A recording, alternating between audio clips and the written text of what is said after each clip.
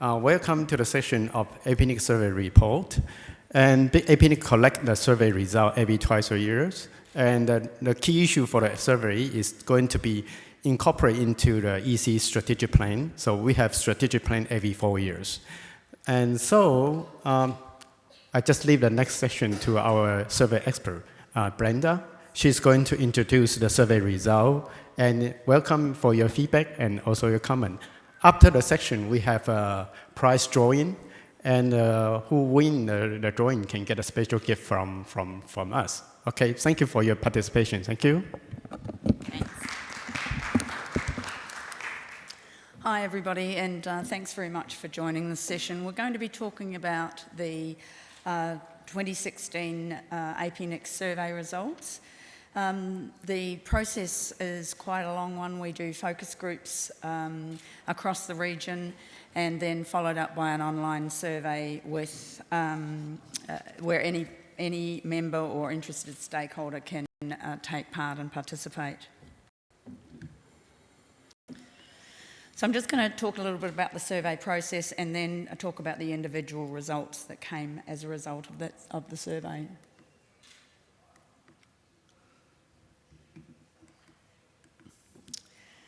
So the 2016 survey process followed a similar format to previous surveys, with focus groups, as I said, and interviews being held across the region prior to an online survey where anybody could participate. In all, there were 15 focus groups that were conducted across 12 economies in the region. Focus groups were held with NIRs in China, India and South Korea, and a joint NIR and APNIC member. One online focus group in New Zealand this year to test whether that might be a suitable forum for people to provide their ideas and to participate. 5 participants took part and there was some good feedback from that process. The online survey questionnaire was designed by Survey Matters and it largely used the outcomes from the focus group discussions, but it also was in consultation with the APNIC Secretariat and the Executive Council. There were 2 questionnaires that were used, one for APNIC members and another shorter one for members of NIR, stakeholders with an interest in the internet community. The online survey used an anonymous link and promotion was done through the APNIC Secretariat. So we had a total of 1,365 completed responses received, and after data cleansing, we were left with 1,175.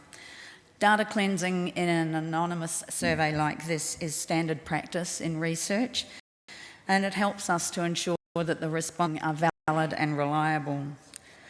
This large number of responses gives us a 95% confidence that the results are within plus or minus 5%, which is always, again, a standard measure in research. So as you can see, 68% of those who took part were APNIC members or account holders. A further 20% were from members of NIRs in the APNIC region, and 12% were other stakeholders. Many of the responses, in fact the vast majority of the responses, were from the Asia Pacific region, and that's consistent with the 2014 survey results. And you can see there was a good even split across the 4 responses across the 4 sub-regions, and with the 3 different economy types, the response rates were very similar to that in 2014. So let's look at the overall results. The first part of the survey looked at how often people had used or interacted or contacted APNIC in the last 2 years.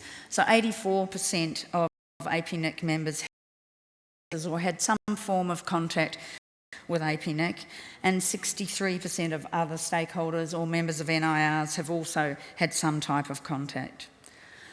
Respondents from the Oceania region and those from developed economies were the most likely to have had some type of contact or used APNIC services, with 83% from Oceania and 84% of developed economies indicating that they'd contacted APNIC. 77% of the respondents had visited the website, 59% had used My APNIC, more than half had applied for IP addresses, and 45% had received IP addresses. Members from least developed economies were significantly more likely than those from developing or developed economies to have interacted personally with APNIC through something like attending a conference or event, meeting personally with an APNIC representative, or attending a presentation. In contrast, members from developed economies and Oceania were more likely to have interacted through online channels such as My APNIC, the WHOIS database service, and the website. So, having asked what services respondents had used over the past 2 years, the next question in the survey asked how satisfied members or stakeholders were with their experience. This graph shows the comparison to the 2014 results, and overall satisfaction with individual services remains very high. Respondents' ratings of the core APNIC services of IP address allocation and applications and allocations, the WHOIS database, reverse DNS, technical assistance and help desk assistance are mostly unchanged from the 2014 survey and remain positive. Respondents are most satisfied with the personal services and the customer support that's provided by APNIC. Over 90% provided a positive rating for APNIC technical assistance team and the APNIC help desk. And of those who had personally met with an APNIC representative, 92% provided a score of 5, 6 or 7 out of 7.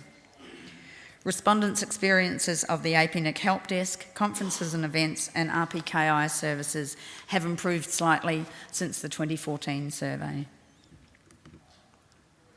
So after rating satisfaction with each of the individual services, the survey then asked respondents to rate the overall quality of service delivery, the value of their membership. Let's rate these very positively. Respondents in South Asia are the most satisfied with the overall service quality and value, and those from South Asia and Southeast Asia were significantly more likely than other sub-regions to rate the value of their membership highly. Similarly, the least developed economies were much more likely to rate the value of membership highly than developing or developed economies. And you'll see that this is a theme throughout the survey. Also asked satisfaction with APNIC, and again, this is a very positive rating of 76%. Respondents from Oceania and from South Asia were the most satisfied of the 4 sub-regions. One of the topics in the 2016 focus groups was challenges that participants face, and from that feedback, a section in the survey was included about the challenges faced in providing internet-related services, products and activities. A list of 15 possible challenges, and to rank these in order of importance where 1 was the most important. The survey found that the 3 highest ranked challenges for all respondents were all related to security, and Paul alluded to that earlier this morning.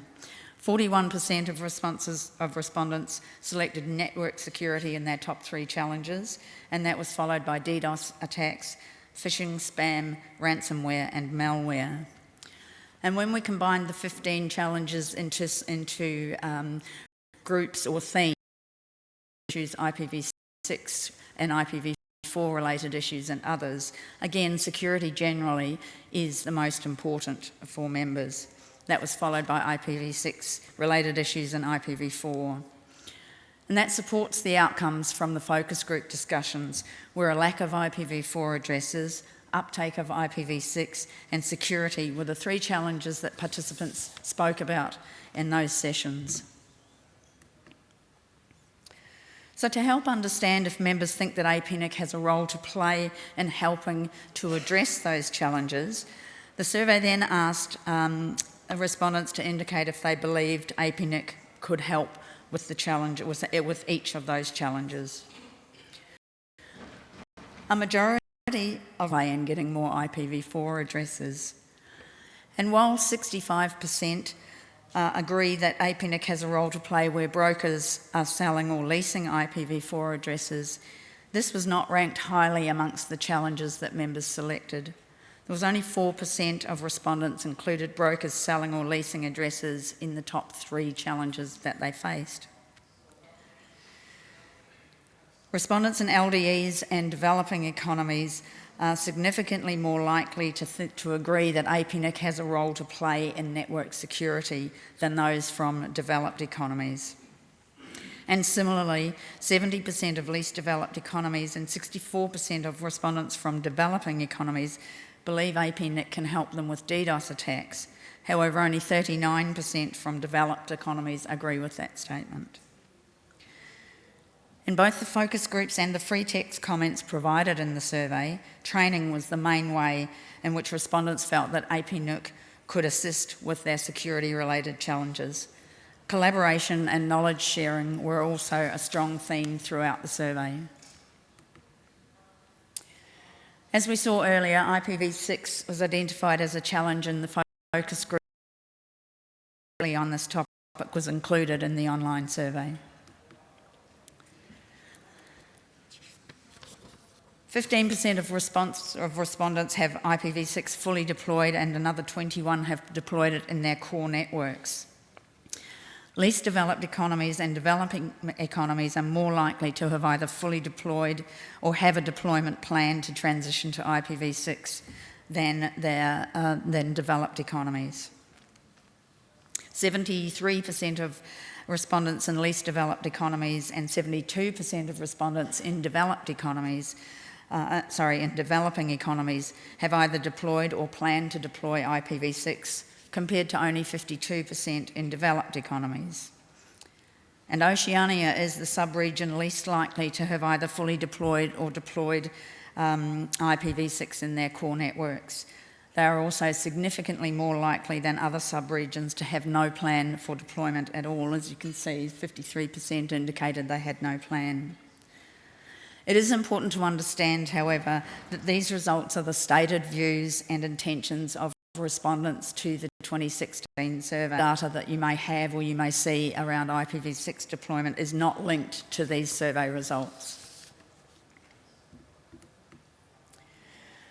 So we then asked the respondents in the online survey what they thought were the main challenges that were affecting their ability to deploy IPv6.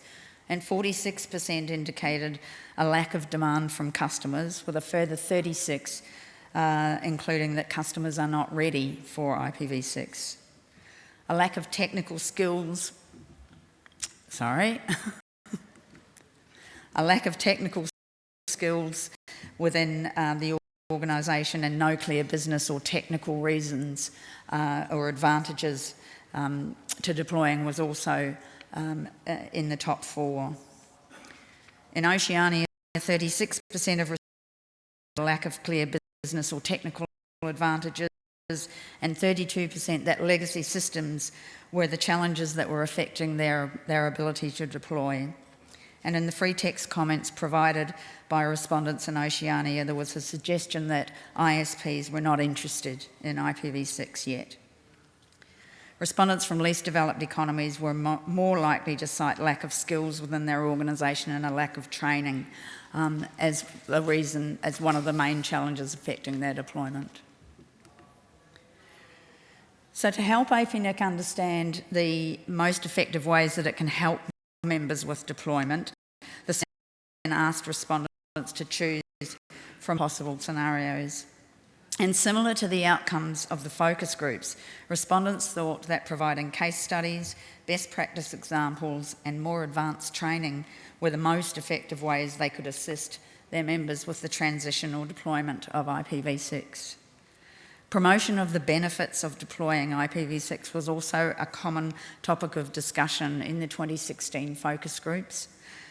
And this was supported by the survey responses, with 39% including promotion to management or decision makers and 38% selecting promotion of the benefits to customers as some of the most effective ways that APNIC could help. Only 4% of respondents thought APNIC should take no action to assist with the deployment of IPv6. although as you can see, there are differences between Oceania and East Asia compared to Southeast Asia and South Asia. One of the objectives of APNIC is to provide training and educational opportunities that helps improve respondents' technical knowledge, skills and understanding of policy. And so it was important to include a section about training and the training topics that would most assist in the survey. 83% of respondents agree that training is an important function of APNIC. And training services are significantly more important to respondents from least developed economies and South Asia than to other economies and sub-regions. And this may reflect a lack of local alternatives for these particular groups.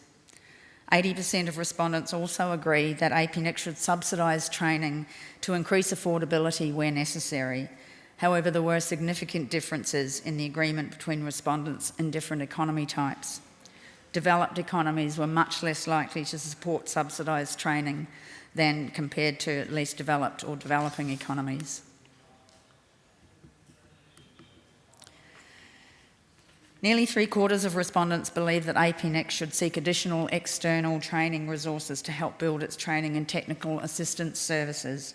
And this idea is more strongly supported again by respondents from least developed economies and developing economies. Respondents from South and Southeast Asia were also more likely to support the idea of seeking additional external resources to help training. Only 20% of respondents had undertaken training in the past 12 months, and participation was higher amongst the least developed economies, with 32% indicating they had attended training, while only 8% respondents from developed economies had taken part.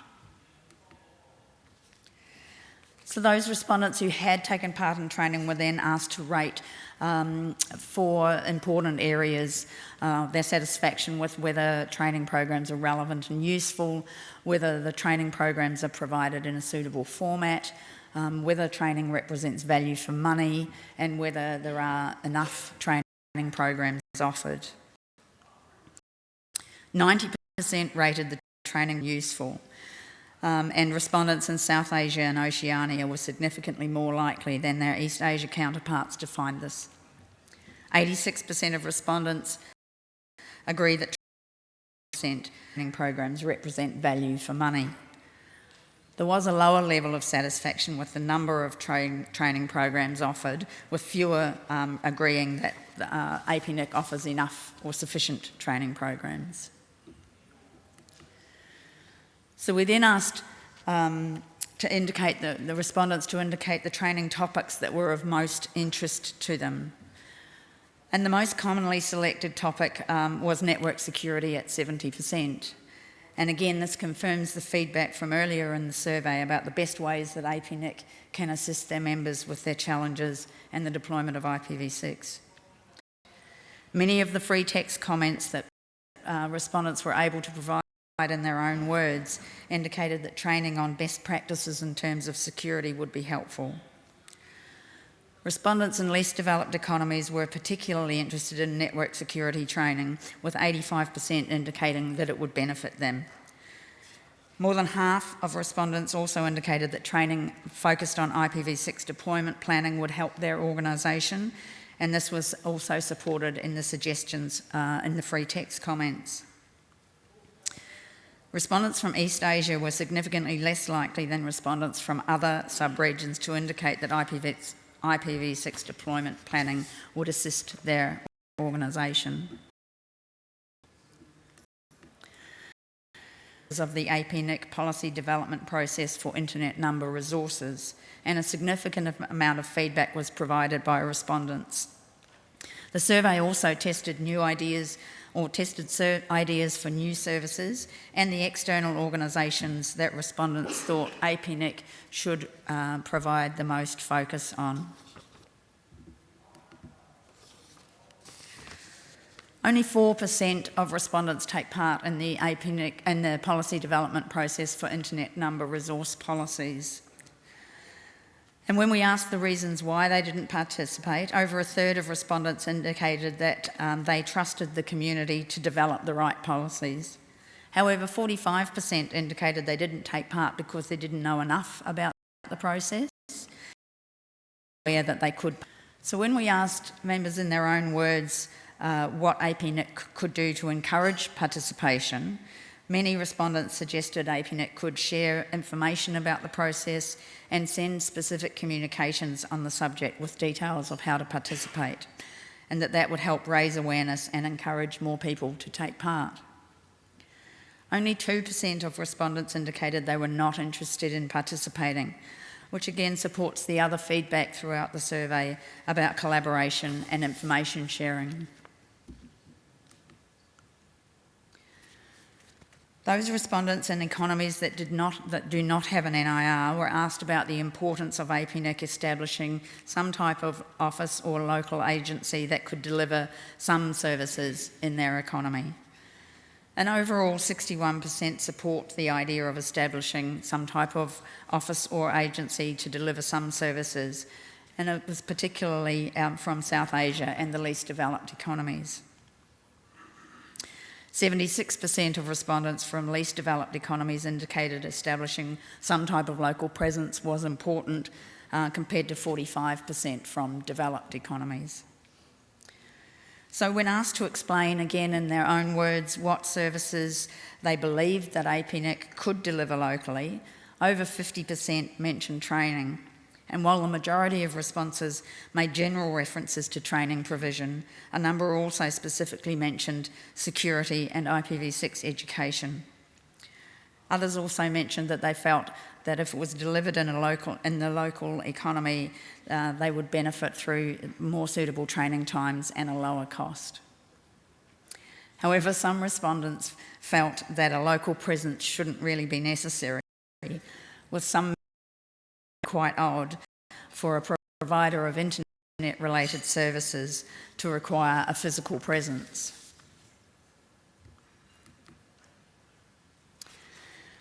So from previous surveys and focus groups, APNIC has received suggestions that it could assist with the collection of data on trends and benchmarks for the regional internet infrastructure and related technical and business activities. To test wider interest in this idea, the survey asked if respondents or their organisations would be interested in contributing to data to develop trend and benchmark information for the region. Only 7% were not interested in contributing, again supporting the findings that collaboration and information is important. From a sub-region and economy perspective, respondents in South Asia and least developed economies were most. Oceania respondents were the least likely to be willing to contribute, with only 29% saying they or their organisation would take part. However, 41% of them said that they would, or indicated they would like more information before they decided, or before they made a decision, with references in this year. So the survey then asked which other external organisations members thought that APNIC should focus its activities on. And this was a question that was asked in 2014, and so we can benchmark those results. Feedback remains relatively consistent with 2014, but there was a change in the order of priority. The top 3 groups respondents rate as most important for APNIC to focus on network operator groups, global internet technical organisations such as IETF or ISOC, and Asia Pacific internet technical organisations like APICS and APIA. 80% of respondents suggested the focus on NOGs, and again, those from least developed economies in South Asia provided the strongest support for focus on network operator groups. The last section of the survey looked at the more intangible aspects of membership, how members feel about APNIC, if they think that APNIC is respected in the internet community, and how they speak about APNIC to others. A large majority of members believe that APNIC is respected in the internet community, And feedback from the focus groups support this, with many saying APNIC is a well-respected organisation and that it was important that economies in South Asia were most likely to agree that APNIC is respected in the internet community. There is also majority agreement that APNIC is open and transparent. The actual mean score for this question was 5.38, which compares favourably to the questions related to transparency that were in the 2014 survey. And lastly, we asked how respondents speak about APNIC. And it's important to understand how your members speak to others about a member-based organisation, because it gives you an overall impression of the perceptions of membership. Either tend to speak highly about APNIC if they are asked, or speak highly without being asked. And a further 47% are neutral, with only 12% providing a negative response. When we looked further into the data, we found that those that have the least contact with APNIC are more likely to be neutral in the way in which they speak about them. Those respondents who've had a greater number of interactions with APNIC are significantly more likely to provide positive endorsement. And reflecting the feedback from throughout the survey, respondents from LDEs, least developed economies, are the most likely to speak highly or tend to speak highly of APNIC, with 54 indicating this. Respondents from East Asia were most likely to provide negative word of mouth, with 23% indicating they either speak critically or tend to be critical about APNIC. So that concludes the overview of the survey results, and I'll just leave you with one last comment from a member in Southeast Asia. I'm very happy to take any questions that you have, and at the conclusion of the questions, we'll be drawing the prize. So in the survey, we asked members if they wanted to go for a Microsoft Surface Pro, and those who indicated they did and provided their name and email address are all sitting in that bowl there. So we'll be drawing that prize at the conclusion of the questions. So I'm happy to take any questions from you now.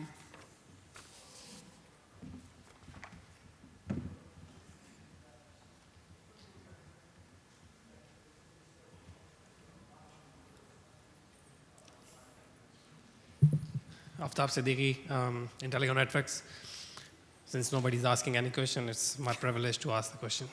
Can you explain how many countries are there in the LDE, LDC? How many countries there Yep. are? 1, 2, 3, 11 in the APNIC region. Okay, so 76% of them from the LDCs, out of those LDCs, 76% of the people who responded, are speaking quite high about APNIC. What is wrong in the East Asia region? Are we doing something wrong there? Are No. we not engaging with them? Are we neglecting them? I don't actually think that that's the case. I mean, the results from the survey are extreme, that we deal with member-based organisations very frequently. I think that in some instances, the reliance or the value that, because some of the least developed economies may not be able to access certain services that other developed or developing economies can, they place a higher value on being able to access those services. It's not that other economies or East Asia are significantly less satisfied. It's just when you look at the data from a statistical perspective, it tells us where there is statistical differences in that measure of positivity. But I don't think at all we could draw East Asia happy, because the data does not support that. It's just that the least developed economies in South Asia are very, very positive, as opposed to very positive, probably. Does that answer your question? Well, I think we all should answer this question rather than you, because we as a community are responsible for that if they are not happy. So the other comment I have is, I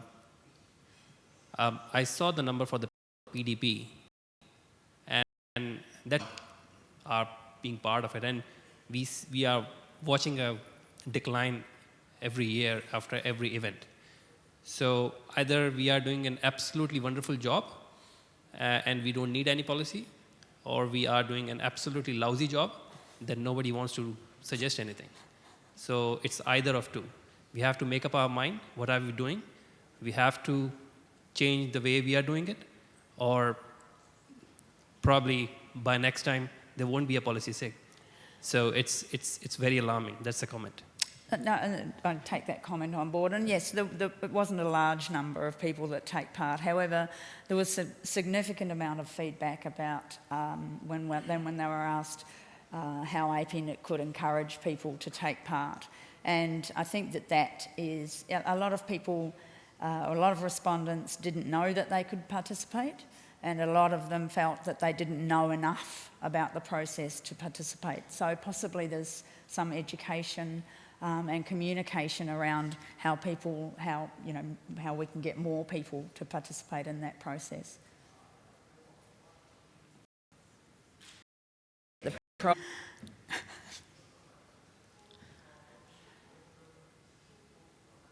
Okay, if there's no more questions, then let's drum roll, and who's going to draw the Kenny?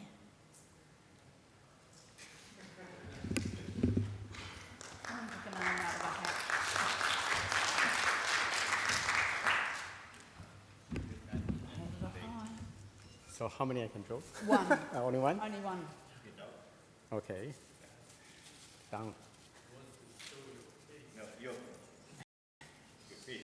Oh, okay.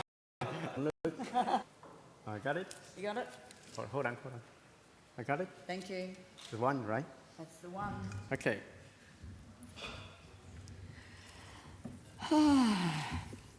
Ramesh Kafla. I don't know where he's from, but I have his email address and phone number here for somebody to contact him. So Ramesh, you're not in the room? Very disappointing. They don't have to be here? No, they don't have to be here. We'll get in touch with them and make sure that they get that Microsoft Surface Pro. Okay. Thank you. Yes, only one. Okay. There were other prizes throughout the survey. Thank you very much for your time.